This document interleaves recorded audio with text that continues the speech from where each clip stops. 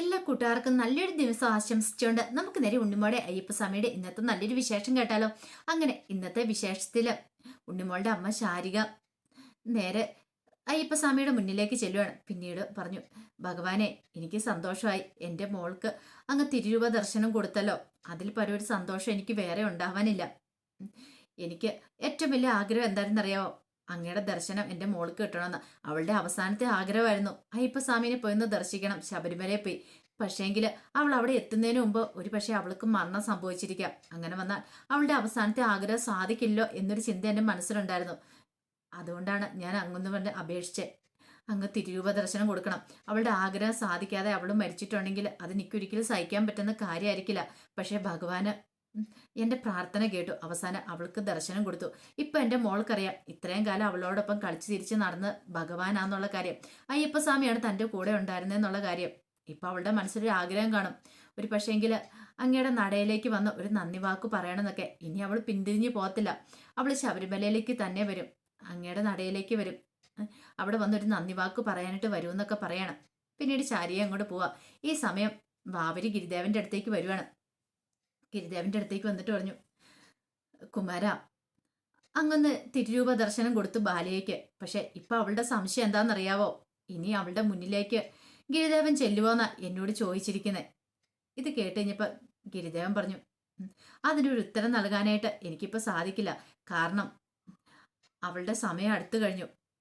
അതൊക്കെ നിശ്ചയിക്കുന്നത് ഞാനല്ലല്ലോ. ഇനി അവൾക്ക് എത്ര സമയം അവൾ ഈ ഭൂമിയിൽ ഉണ്ടാവുന്ന പോലും പറയാൻ പറ്റില്ല. ഒരു പക്ഷേങ്കിൽ ആ ശുഭനക്ഷത്രം ഉദിച്ചു വരുന്ന സമയത്ത് അവൾക്ക് ഇത്രയെങ്കിലും പ്രാണനുണ്ടെങ്കിൽ അവളുടെ അമ്മ പറഞ്ഞ പോലെ അവൾക്ക് ചിലപ്പോൾ ഇനി പുനർജന്മം കിട്ടും. പക്ഷെ അതിനു മുമ്പ് അവൾ മരണപ്പെടുവാണെങ്കിൽ നമുക്ക് ഒന്നും ചെയ്യാൻ പറ്റില്ല. അതൊക്കെ മൃത്യുഞ്ജയന്റെ കയ്യിലല്ലേ ആ കാര്യങ്ങളൊക്കെ ഇരിക്കണേ. നമുക്കൊന്നും ഉറപ്പിച്ച് പറയാൻ പറ്റില്ല എന്ന് പറയാം. ഇത് കേട്ടതും അവര് പറഞ്ഞു, അല്ല, അവളിനി എത്ര സമയം ഭൂമിയിൽ ഉണ്ടാവും എന്ന് പറയാൻ പറ്റില്ലെന്ന് ചോദിക്കുക. ഇതിന് മറുപടിയൊന്നും പറഞ്ഞില്ല ഗിരിദേവൻ. ഗിരിദേവൻ ഒന്ന് പുഞ്ചിരിക്കുക മാത്രമാണ് ചെയ്തത്. പിന്നീട് ഉണ്ണിമോൾ ഇങ്ങനെ നടക്കുവാണ്. ഉണ്ണിമോള് ഇരുമുടിക്കെട്ട് വേണ്ടി കുറെ ദൂരം അങ്ങ് നടന്നു വന്നു കഴിഞ്ഞപ്പത്തിന് യമദേവൻ വേഷം മാറി വീണ്ടും ഉണ്ണിമോളുടെ അടുത്തേക്ക് ചെല്ലുവാണ്. മോളെ, മോളിത് എങ്ങോട്ടാ എത്ര ധൃതി പോണേന്ന് ചോദിക്കുക. മോള് ആ തണ്ണീർപ്പന്തലേക്ക് തോർത്തെടുക്കാൻ പോവാന്നല്ലേ പറഞ്ഞേ. എന്നിട്ട് പിന്നെ മോളെന്താ എടുത്തിട്ട് ആരെയും വിളിക്കാതെ ഇങ്ങനെ പോണേന്ന് ചോദിക്കാം. അത് പിന്നെ തോർത്തെടുത്തിട്ട് ഞാൻ അപ്പൊ തന്നെ ഇങ്ങോട്ട് പോന്ന് പറയാ. ഞാൻ മോളെ അന്വേഷിച്ച് അങ്ങോട്ടേക്ക് പോയാടെന്ന് യമദേവൻ പറയുക. ഇത് കേട്ടുകഴിഞ്ഞപ്പം ഉണ്ണിമോള് പറഞ്ഞു, ഞാൻ പോയേക്കുവെന്ന് പറയണം. അല്ല, മോളിത് എങ്ങോട്ടാ പോണേ? ഞാനേ ശിവക്ഷേത്രത്തിലേക്ക് പോന്നേ. അപ്പം മോൾ ഇനി ശബരിമലയ്ക്ക് പോകുന്നില്ലേ? അപ്പം മോൾ ഇത്ര സമയം പറഞ്ഞ് ശബരിമലയ്ക്ക് പോകുന്നുണ്ടെന്നാണല്ലോ പറഞ്ഞേ. ശബരിമലയ്ക്ക് പോകണമെന്ന് തന്നെ ഞാൻ ആലോചിച്ചോണ്ട് വന്നേ. പക്ഷെ ഇനി ഇപ്പം ഞാൻ പോകുന്നില്ല. ഞാൻ ശിവക്ഷേത്രത്തിലേക്കാ പോകുന്നത്. അവിടെ ചെന്ന് എൻ്റെ മുത്തശ്ശിനെ കാണണം. മുത്തശ്ശിനെയും കൂട്ടിക്കൊണ്ട് ഞാൻ എൻ്റെ അച്ഛൻ്റെ അമ്മയുടെ അടുത്തേക്ക് പോകും. ഇനി എനിക്ക് അധികം ആയുസ് ഉണ്ടാകത്തില്ല. ഞാൻ എൻ്റെ മുത്തശ്ശിയുടെ മടിയിൽ കിടന്ന് മരിക്കാനായിട്ട് പോവാം. അപ്പം മോളുടെ ആഗ്രഹം സാധിക്കണ്ടേ? മോൾക്ക് അയ്യപ്പസ്വാമിനെ കാണണമെന്നല്ലേ പറഞ്ഞേ. എൻ്റെ ആഗ്രഹം സാധിച്ചെന്ന് പറയണം. ആഗ്രഹം സാധിച്ചോ? എങ്ങനെ? ഞാൻ ആ തണ്ണീർപ്പന്തലിലേക്ക് തോർത്തെടുക്കാൻ പോയില്ലേ, അവിടെ വെച്ച് അവിടെ ഉണ്ടായിരുന്ന അഞ്ജന ചേച്ചി ഇല്ലേ, ആ അഞ്ജന ചേച്ചിയുടെ വീട്ടിലേക്ക് ഞാൻ പോയപ്പം അവിടെ വെച്ച് ഞാൻ അയ്യപ്പസ്വാമിനെ കണ്ടു. ഇത്രയും കാലം എന്നോടൊപ്പം കളിച്ചു ചിരിച്ച് നടന്ന് ഗിരിദേവനായിരുന്നു ആ അഞ്ജന ചേച്ചിനെ സഹായിച്ച്. ആ കുട്ടി ആരായിരുന്നറിയോ? എൻ്റെ അയ്യപ്പസ്വാമിയായിരുന്നു പറയണം. ഇനി എനിക്ക് സന്തോഷമായി. ഇനി ഞാൻ ശബരിമലയ്ക്ക് പോയാലും അവിടെ ചെന്ന് ദർശിക്കാൻ പോകുന്ന ആ ഒരു വിഗ്രഹം മാത്രമല്ലേ, പക്ഷെ ശരിക്കും ഞാൻ എൻ്റെ അയ്യപ്പസ്വാമിയെ നേരിട്ട് കണ്ടു. അതുകൊണ്ട് എനിക്കിനി അങ്ങോട്ട് പോകേണ്ട കാര്യമില്ല. എനിക്ക് ശിവക്ഷേത്രത്തിലേക്ക് പോയാൽ മതി എന്ന് പറയാം. ഇത് കേട്ട് കഴിഞ്ഞപ്പോഴത്തേനും യമദേവന് മനസ്സിലായി ഇനിയിപ്പോൾ അങ്ങോട്ടേക്ക് പോകത്തില്ല. പെട്ടെന്ന് യമദേവൻ പറഞ്ഞു, ശിവക്ഷേത്രത്തിലേക്ക് ഇവിടുന്ന് കുറേ ദൂരമില്ലേ, ഞാൻ മോളോടൊപ്പം വരാമെന്ന് പറയണേ. വേണ്ട, അത് വേണ്ട, ഞാൻ തനിച്ച് പോയിക്കോളാം. മോളെ തനിച്ചെങ്ങനെയാ വിടുന്നേ? അതിനുശേഷം ഞാൻ ശബരിമലയ്ക്ക് പോയേക്കാം. കാരണം ഈ സമയത്ത് ഗിരിദേവൻ കൂടെയില്ല. ഇവളെ ഇല്ലാതാക്കാനായിട്ട് പറ്റിയ സമയം. മൃത്യുവാണെങ്കിൽ ഇവളുടെ തൊട്ടടുത്തുണ്ട്. ഇവള് മൃത്യുവിന്റെ പിടിയിലായി കഴിഞ്ഞു. കിട്ടിയ അവസരം പാഴാക്കണ്ട. ഇവളെ അങ്ങനെ ഇല്ലാതാക്കാം എന്നൊരു കണക്കൂട്ടലോട് യമദേവൻ ഉണ്ണിമോളുടെ കൂടെ പോവാണ്. ഈ സമയത്ത് ഭക്തനും അനസൂയയും കൂടെ തിരുമേന്റെ അടുത്തേക്ക് വന്നേക്കുവാണ്. അയ്യപ്പസ്വാമിയുടെ ക്ഷേത്രത്തിൽ തിരുമേന്റെ അടുത്ത് വന്നിരിക്കുകയാണ്. അങ്ങനെ അവിടെ വന്നു കഴിഞ്ഞപ്പോഴത്തേനും ഭക്തൻ പറഞ്ഞു, ഞാനും ദേ ഈ നിൽക്കുന്ന അനസൂയയും കൂടെ കൂടിയിട്ടാണ് ആ നാരായണ നമശിയുടെ അടുത്തേക്ക് ചെന്നേ. അവിടെ ചെന്ന് കഴിഞ്ഞിട്ട് കുറച്ച് വെറ്റില എടുത്തു. കുറച്ച് വെറ്റിലയ്ക്കകത്തുനിന്ന് അദ്ദേഹം നോക്കിയിട്ട് ഒരു കാര്യം മാത്രമേ ചോദിച്ചുള്ളൂ, പാമ്പ് കടി ഏറ്റിട്ട് ആ ബാലികയ്ക്ക് എങ്ങനെയാ ഭേദമായെന്ന്, ആ ബാലിക എങ്ങനെ ജീവൻ വെച്ച് എഴുന്നേറ്റ് പോയെന്ന് അത് ആദ്യം ചോദിച്ച ചോദ്യം എന്ന് പറയാം. ഇത് കേട്ടപ്പോൾ തിരുമേനി പറഞ്ഞു, അല്ലേലും അത് ശരിയാണല്ലോ, അവള് പാമ്പ് കടി ഏറ്റ് ഇവിടെ അനങ്ങാൻ മേലാതെ കിടന്നതല്ലേ, അവൾക്ക് പിന്നെ എങ്ങനെയാ സുഖം പ്രാപിച്ചതെന്ന് ചോദിക്കുക. എനിക്കിപ്പോഴും മനസ്സിലാത്തൊരു കാര്യമാണെന്ന് പറയാണ്. ഇത് കേട്ടപ്പോൾ അനസൂയ പറഞ്ഞു, ഒരു പക്ഷേ എങ്കിൽ അവളെ രക്ഷിച്ച അയ്യപ്പസ്വാമി ആയിരിക്കും വന്ന് രക്ഷിച്ചിട്ടുണ്ടായിരിക്കും എന്ന് പറയാം. തിരുമേനി പറഞ്ഞു, അത് ശരിയാ, ശ്രീഭൂതനാഥനായിരിക്കും കുഞ്ഞുനാളിലെ മുതൽ ഇവിടെ അയ്യപ്പസ്വാമി എന്ന് വിളിച്ച് നടന്നതല്ലേ. അപ്പൊ ശ്രീഭൂതനാഥന് അവളെ രക്ഷിക്കാതിരിക്കാൻ പറ്റത്തില്ലല്ലോ. അപ്പം അവിടെ നിന്നായിരിക്കും വന്ന് ഉണ്ണിമോളെ രക്ഷിച്ചിട്ടുണ്ടായിരിക്കാം. പിന്നീട് തിരുമേനി വെച്ചു, പിന്നീട് എന്താ പറഞ്ഞേ? പറഞ്ഞു, നാരായണ മഹർഷി പറഞ്ഞൊരു കാര്യം, ഇനി അവൾക്ക് അധികം ആയുസ് ഉണ്ടാവത്തില്ലെന്നാ പറഞ്ഞേ. ഇനി എത്ര സമയം ഉണ്ടാവെന്ന് പറയാൻ പറ്റില്ലെന്നാ പറഞ്ഞേ. അനസൂയ പറഞ്ഞു, ഞാൻ കുറെ തെറ്റുകളൊക്കെ ചെയ്ത് കൂട്ടിയിട്ടുണ്ട്. പക്ഷേങ്കിൽ അവൾ ഇരുമുടിക്കെട്ടും എടുത്തുണ്ട് ആ മലയ്ക്ക് പോയപ്പം മുതൽ ഞാൻ ആകെപ്പാടെ ടെൻഷനില്ല. ഞാൻ ആകെപ്പാടെ വെള്ളം മാത്രം കുടിച്ചാ ഇത്രയും ദിവസം കഴിഞ്ഞ്. ഇനി അങ്ങനെ തന്നെ ആയിരിക്കും. ഇനി ഞാൻ അങ്ങനെ തന്നെ ചെയ്യാൻ പോകുന്നത്. ഇനിയിപ്പം ഞാൻ ജലപാനം കൂടെ ഞാൻ ഉപേക്ഷിക്കാനായിട്ട് പോവാം. അതുപോലും ഇല്ലാതെ ഞാൻ അവൾക്ക് വേണ്ടിയിട്ടിരുന്ന് പ്രാർത്ഥിക്കുക.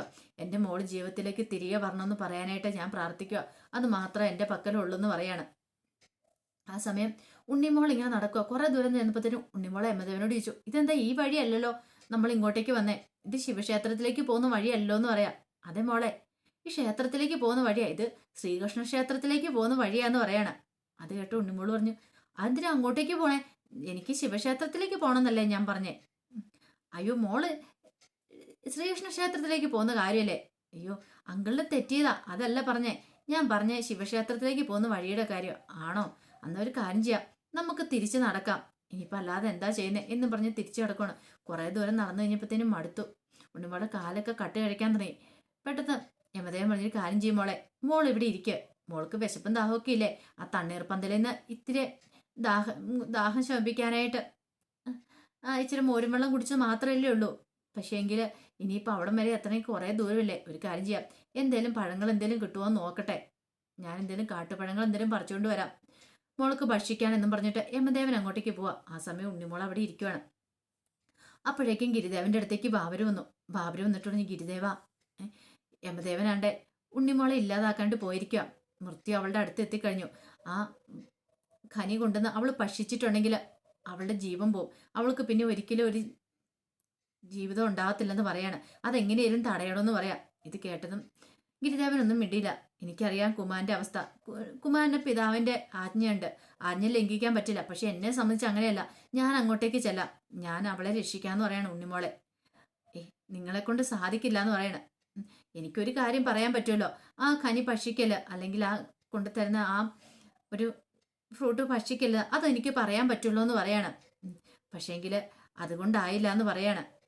യമദേവന്റെ അടുത്ത് പിടിച്ചു നിൽക്കാണ്ട് നിങ്ങളെ കൊണ്ട് സാധിക്കില്ല എന്ന് ബാബരോട് പറയണം. ബാബർക്ക് പിന്നെ എന്ത് ചെയ്യണം നിർത്തില്ല. ബാബരോട് എന്നൊരു കാര്യം ചെയ്യാം, ഗിരിദേവൻ തന്നെ ചെല്ല്. ഗിരിദേവൻ ചെന്ന് തടയാനായിട്ട് പറയാണ്. ഗിരിദേവൻ ചെന്ന് തടയാൻ പറ്റില്ലേ? ഗിരിദേവൻ ചെന്ന് പറ, അല്ല എന്തേലും ചെയ്യാൻ പറയാണ്. എന്തെങ്കിലും ഇപ്പൊ ചെയ്തില്ലെങ്കിൽ അവളുടെ ജീവൻ ആപത്താണ്. അവൾ ആ ഫലം ഭക്ഷിച്ചിട്ടുണ്ടെങ്കിൽ പിന്നെ അവൾക്ക് ജീവൻ ഉണ്ടായിരിക്കില്ല, അവൾ മരിച്ചു വീഴുമെന്ന് പറയണം. ഇത് കേട്ട് കഴിഞ്ഞപ്പം ഗിരിദേവൻ പറഞ്ഞു, പ്രദോഷമല്ലേ, പ്രദോഷ സമയത്ത് മൃത്യുഞ്ജയനെ പ്രീതിപ്പെടുത്തുക നമ്മൾ ചെയ്യേണ്ടതെന്ന് പറയണം. ഞാൻ ഈ കനിയുടെ കാര്യം പറയുമ്പോൾ അത് അങ്ങനത്തെ ഈ പ്രദോഷത്തിന്റെ കാര്യങ്ങളൊക്കെ പറയണേ. പ്രദോഷത്തിന്റെ കാര്യമല്ല ഇപ്പൊ പറയണ്ടേ. ആ കനി ഭക്ഷിച്ചാലുള്ള അവളുടെ അവസ്ഥയെക്കുറിച്ച്, അവളുടെ ശരീരത്തിലേക്ക്, അവളുടെ ബ്ലഡിലേക്ക് ആ വിഷം ആഴ്ന്നിറങ്ങും. പിന്നീട് അവൾക്ക് ഒരു മടങ്ങിവരം ഉണ്ടായിരിക്കില്ലെന്ന് പറയാണ്. പക്ഷേ ഗിരിദേവനൊന്നും മിണ്ടിയില്ല. ഈ സമയം യമദേവൻ എന്ത് ചെയ്യുക, ഉണ്ണിമോൾക്ക് ആ കനി കൊണ്ടുപോയി അല്ലെങ്കിൽ ആ ഫ്രൂട്ട് കൊണ്ട് ഭക്ഷിക്കാനായിട്ട് കൊടുക്കുകയാണ്. ഉണ്ണിമോൾ എന്ത് ചെയ്യാണ്, അത് ഭയങ്കര സന്തോഷത്തോട് കൂടിയിട്ട് ആ പഴം അങ്ങനെ കഴിക്കുവാണ്. ഭയങ്കര രുചിയോടുകൂടി കഴിക്കുക. ഇത് കണ്ടുകൊണ്ട് ശാരിക തൊട്ടടുത്ത് നിൽപ്പുണ്ട്. ശാരികയ്ക്ക് ഭയങ്കര സങ്കടമായിപ്പോയി. തൻ്റെ മോള് മരണത്തിലേക്കാണല്ലോ പോയിക്കൊണ്ടിരിക്കണേന്ന്. ഇതൊന്നും പക്ഷേ ഉണ്ണിമോൾ അറിയുന്നുണ്ടായിരുന്നില്ല. ഉണ്ണിമോൾ അത് കഴിച്ചുകൊണ്ടിരിക്കുക. അപ്പോഴേക്കും വാവര് വീണ്ടും ഗിരിദേവന്റെ അടുത്ത് വന്നിട്ട് പറഞ്ഞു, അങ്ങനെ യമദേവൻ ജയിച്ചു. ഉണ്ണിമോള് ആ ഒരു പഴം കഴിച്ചു. ഇനി ഒരു പക്ഷേ ആ ശുഭനക്ഷത്രം ഉദിക്കുന്ന സമയം വരെ ഉണ്ണിമോള് ജീവനോടെ ഉണ്ടായിരിക്കില്ല. അവസാന പ്രാണന് ഇച്ചിരിയെങ്കിലും ഉണ്ടായിരുന്നെങ്കിൽ ആ ശുഭനക്ഷത്രം ഉദിക്കുന്ന സമയത്ത് ഉണ്ണിമോളുടെ ജീവൻ തിരിച്ചു പിടിക്കാനായിട്ട് സാധിച്ചാനും അവൾക്ക് പുനർജന്മം കിട്ടിയാനും. ഇനിയിപ്പോൾ എന്ത് ചെയ്യാനാ, അങ്ങൊന്ന് പരാജയപ്പെട്ടു പോയി അല്ലേന്ന് ഗിരിദേവനോട് ചോദിക്കുക. ഗിരിദേവൻ പറഞ്ഞു, എനിക്ക് യമദേവനെ തടയാൻ പറ്റില്ല. കാരണം യമദേവനെ തടഞ്ഞിട്ടുണ്ടെങ്കിൽ അതിൻ്റെ പിതാവിൻ്റെ ആജ്ഞ ലംഘിത്തതിന് തുല്യമാണ്. അപ്പം ഞാൻ പിതാവിൻ്റെ ആജ്ഞ ലംഘിച്ചിട്ടുണ്ടെങ്കിൽ അവിടുത്തെ കോപത്തിന് ഞാൻ പാത്രവും. അതെനിക്ക് ഒരിക്കലും സാധിക്കുന്ന കാര്യമല്ല. പിതാവിനെ തൃപ്തിപ്പെടുത്തുകയാണ്, മൃത്യുഞ്ജയനെ തൃപ്തിപ്പെടുത്തുകയാണ് ഇവിടെ ഞാൻ ചെയ്യേണ്ടത്. അത് മാത്രമേ എനിക്ക് ചെയ്യാൻ സാധിക്കുള്ളൂ എന്നും പറഞ്ഞുകൊണ്ട് ഗിരിദേവനെ പെട്ടെന്ന് തന്നെ അവിടെ നിന്ന് അങ്ങോട്ട് അപ്രത്യക്ഷനാവണം. പിന്നീട് ഗിരിദേവൻ നേരെ ചെല്ലുന്ന പിതാവായ മഹാദേവന്റെ അടിയിലേക്കാണ്. മഹാദേവന്റെ അടുത്ത് എന്നിട്ട് പറഞ്ഞു, ആ എൻ്റെ പരമഭക്തിയായ ബാലിക മൃത്യുവിനോട് അടുത്തോണ്ടിരിക്കുക എന്ന് പറയാണ്. ഇത് കേട്ട് കഴിഞ്ഞപ്പം മഹാദേവൻ പറഞ്ഞു, കോടാനുകോടി ഭക്തന്മാരിൽ ഒരാള്, അത് മാത്രല്ലേ ആ ബാലിക. അവരുടെ സമയം അടുത്തു കഴിഞ്ഞു. അതിനകത്ത് കുമാരൻ ഇനി എന്തിനാ ഭയക്കണേ, ഭയപ്പെടേണ്ട കാര്യമില്ല, അല്ലെങ്കിൽ സങ്കടപ്പെടേണ്ട കാര്യമില്ലെന്ന് പറയാണ്. ഇത് കേട്ടപ്പം ഗിരിദേവൻ പറഞ്ഞു, സങ്കടം, കാരണം അവൾക്ക് അങ്ങനെ ഒരു വിധി ഉണ്ടായിട്ടുണ്ടെങ്കിൽ അതിന് എനിക്ക് നല്ല സങ്കടമുണ്ട്. കാരണം ഞാൻ അവളെ രക്ഷിക്കാനായിട്ടാണ് ശ്രമിച്ചുകൊണ്ടിരുന്നത്. അങ്ങനെയറിയാലോ അവളുടെ ജീവിതം എന്താന്നുള്ള കാര്യം. ഇത്രയും ഈ കുറെ കാലത്തിനിടയ്ക്ക് അവളുടെ മുന്നിലേക്ക് ആരൊക്കെ വന്നിട്ടുണ്ടെന്ന്. വനമാലിയുടെ രൂപത്തിൽ ശ്രീകൃഷ്ണ ഭഗവാൻ വന്നിട്ടുണ്ട്. പിന്നീട് അവൾക്ക് ദിവ്യ ഔഷധം കൊണ്ട് പരശുരാമൻ വന്നിട്ടുണ്ട്. നരസിംഹമൂർത്തി അവളുടെ മുന്നിൽ ആ മുദ്രമോതിരം കൊണ്ട് വന്നിട്ടുണ്ട്. നരസിംഹമൂർത്തിയുടെ ആ മോതിരം കൊണ്ട് വന്നിട്ടുണ്ട്. അത് കൂടാതെ അവളുടെ മുന്നിൽ അന്നപൂർണേശ്വരി വന്നിട്ടുണ്ട്. അന്നപൂർണേശ്വരിയെ കൂടാതെ വന്നിരിക്കുന്ന വിഷ്ണു മോഹിനി രൂപത്തിൽ അവളുടെ മുന്നിൽ എത്തിയിട്ടുണ്ട്. അങ്ങനെ എല്ലാം, അതായത് മഹാവിഷ്ണുവിന്റെ അവതാരങ്ങൾ ഒട്ടുമിക്കതും തന്നെ കണ്ടു. മത്സ്യമൂർത്തിനെ എല്ലാം കണ്ടു. എല്ലാ ഭഗവാന്മാരെയും അവൾ കണ്ടു. ഈ ഒരു സമയത്തിനുള്ളിൽ അവൾ വിഷ്ണു ലോകം പോകുന്നതിന് മുമ്പ് അവൾക്ക് ഇവരെ എല്ലാം കാണാനായിട്ട് സാധിച്ചു. പക്ഷെ ഒരു കാര്യമുണ്ട്, ഇന്ന് വരെ അവൾക്ക് ശിവഭഗവാനെ നേരിട്ട് കാണാനായിട്ട് പറ്റിയിട്ടില്ല. മഹാദേവനെ നേരിട്ട് കാണാനായിട്ട് അവൾക്കൊരു അനുഗ്രഹം ഉണ്ടായിട്ടില്ല. അങ്ങ് മാത്രം എന്താണ് അവളുടെ മുന്നിലേക്ക് ഇതുവരെയായിട്ടും ചെല്ലാത്തെ. അപ്പൊ എന്തോ ഒരു തന്ത്രമായിട്ടാണ് ഗിരിദേവൻ മഹാദേവന്റെ മുന്നിലേക്ക് വന്നിരിക്കുന്നത്. അതുകൊണ്ടാണ് മഹാദേവനോട് അങ്ങനെ ചോദിക്കുന്നത്. അങ്ങ് മാത്രമാണ് ഇന്ന് വരെ അവൾക്കൊരു ദർശനം കൊടുക്കാത്ത എന്താന്ന് ചോദിക്കുക.